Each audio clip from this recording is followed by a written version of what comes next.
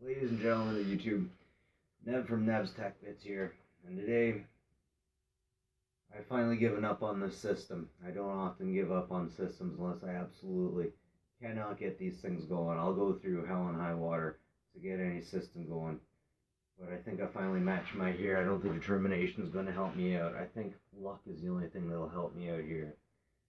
Here is my Acer Aspire V5 model number 571 series. This is the first laptop that I got as soon as Windows 8 came out. I wanted to stay ahead of the curve. I wanted to know all about the new operating system out. That was my job. And basically that's the only reason I went out and got this. I was looking through all kinds of different systems that I could get. I wanted one on release day. I went on release day, Windows 8 Feature Shop, and the guy there told me, you know, you're the only person that's come in asking about Windows 8. Anyways, I believe it was $3.99 for this system. It is an i3, 8 gigs of RAM, touchscreen. Very nice. I'm not even sure if I can find that same price now while I'm looking around. Anyways, problem that I ran into, bad Windows update. A little while ago, you folks might remember there was a bad update that put people into a bad loop. They couldn't reset their system. They had to hard reset it. Anyways, when I tried to hard reset mine, the hard drive didn't come back up. I lost a lot of pictures there. And I know I'm always saying you have to back up, but I hadn't come to that cycle yet. Usually I do it once a year. I should do it every 6 months because I'm missing a whole lot of pictures of my daughter that I might not ever get back now. What's even worse, at the same time, my wife dropped her phone. She's got an LG G3, and this is the plate. That's the original plate. What's really sad is I replaced it, and the thing's still not working. This is the second time I replaced her screen. She has horrible luck with this stuff.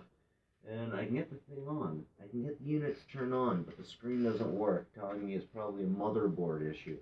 And the motherboard is where all the pictures of our daughter are held. I did get a lot of pictures of my own, but you know, Jen, she wants her own. She wants her own pictures, and you can't blame her for that. So, when we're getting into Halloween, I thought I would share these horror stories of tech. But wait, I'm not done with this one yet. I can't even get this system back online with a new hard drive. And the reason I can't is because I can't enter the BIOS. Now, you remember I just said that I got this when Windows 8 came out. You tech guys, you remember what it was like when Windows 8 came out. It was horrible. It was a fiasco. Steve Ballmer was trying to change everything. He was trying to change the way everyone did everything. It's almost as if he saw the way the world was going and he thought, if we don't change, if we don't move away from Windows 7, then we'll get left behind. So they brought out Windows 8 and they forced all kinds of junk down our throat. And I think that I can blame Windows 8 for this. I cannot get into the BIOS. No matter what I do, I cannot get into the BIOS. There are other ways. People will say, and people will look up this issue and say, Never Brown, this is easy. What you have to do is you have to press F2, or you have to hit Control F4, or you have to hit all these. I have tried any number of different things, and this thing does not boot into the BIOS. But the reason why I'm blaming Windows 8 is because this was pretty much one of the first systems that were brought out with Windows 8. And Windows 8 had this thing that when you reboot, you could reboot into the BIOS. You could reboot into the BIOS or the UEFI. But I never did that. I never had a reason to. When my hard drive crashed, I can't get into the BIOS. I can't get into the BIOS, and I blame Windows 8. I blame Acer. A little bit, I kind of blame myself, because to be honest, that hard drive was changed. Originally, there was a Seagate drive in there, and you tech guys know, Seagate are no good. Stay away from them. I switched it up with a hybrid Western Digital drive. It was a hybrid Western Digital drive that crashed on me. I have been forsaken by Western Digital. But all this has kind of made me decide maybe it's time to wake up, start doing backups more, start doing more backups, and stay the away from Acer. man, when I was getting this thing, I had a buddy, really good friend of mine, who worked at Future Shop. And I asked him, what's the best brand? He said, oh, you stay away from Acer. You stay far away from Acer. He's like, Nevin, we get boxes and boxes of those Acer systems coming back. And for the price, I was like, you know what? I think I'll take a shot at that. I'm gonna try. And then yeah, they shot me in the foot. So you know what? I'm gonna start new things. Friends don't let friends buy Acers, and they sure as don't let friends buy HP. Stay away from Acer. Stay away from HP. This is how it goes. Top of the heap, Dell. I know not everyone's going to agree with me, but they just make systems that work, that have good warranties, that they honor. They definitely honor it, and they don't do any weird thing like the Superfish virus from Lenovo. They don't mess around with your DNS. You know what you have is what you get. The computer guy also recommends Dell. Lenovo number two. Lenovo is very good, but it definitely has some problems, especially ever since that Superfish fiasco. Lenovo got into computers and they wanted to show that Chinese things weren't cheap. Well, fine, they're good. They're not cheap, but that's cheesy. It's cheesy. They shouldn't have done it. And then number three, and this is a far offshoot, is Asus. Asus used to be beautiful, and I don't know what happened with them. They're no good anymore. They're not the same thing. They're not what they used to be. So remember that when you go and buy a system, and somebody asks you what you think you should get. I'm telling you, man, Dell, Lenovo, Asus, and okay, I know some people who have had Acers that never had any issues with them. I've gotten almost 5 years life out of systems. I always said 5 years is the amount of time that you want to get out of any system.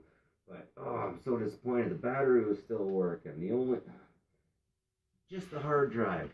That's the only problem. I can't get into the BIOS. The hard drive goes, and I'm doomed. There's no way to get into it. And I know some of you out there are going to say, oh, try this, try this, try this. And odds are, if you've gotten something to work, then you don't have this 571. You have the 571G. And there's a big difference between the two of them when it comes to getting into the BIOS. The only way that I can get this thing working now is if I can find someone who has a model close to it that I can get the hard drive out of. Because, of course, as you know, as I've been over, Windows takes a snapshot of your drive setup when you install Windows. And if anything too big changes, it says, nope, you can't load this anymore. I have to find a unit close enough to this unit that I can clone, that I can start up with Windows in here. I've tried all kinds of different things. I've tried all kinds of different hard drives. I've tried all kinds of little tricks. If you can think of anything that you think maybe I haven't tried, feel free to drop a line. But I can't get it to boot off USB. I cannot get it to boot off DVD. It goes to the hard disk. Period. It goes to the hard disk, and if the hard disk isn't there, it says the boot manager wasn't found. Oh, it'd be really unfortunate if I had to throw this out because of that, because the screen works, everything works. It's an i3. But yeah, just because one hard drive died, the idiots didn't want me to get into the BIOS. It's basically a computer down, and I think I probably wasted about 5 hours of my time getting this thing fixed. And I had to convince my wife that I can get a new laptop. So, wish me luck, guys. Remember, friends don't let friends get Acer, and they sure as hell don't let friends get HP. Anyways, this is Nev from Nev's Tech Bits, signing off. Have a good one, guys. Bye-bye.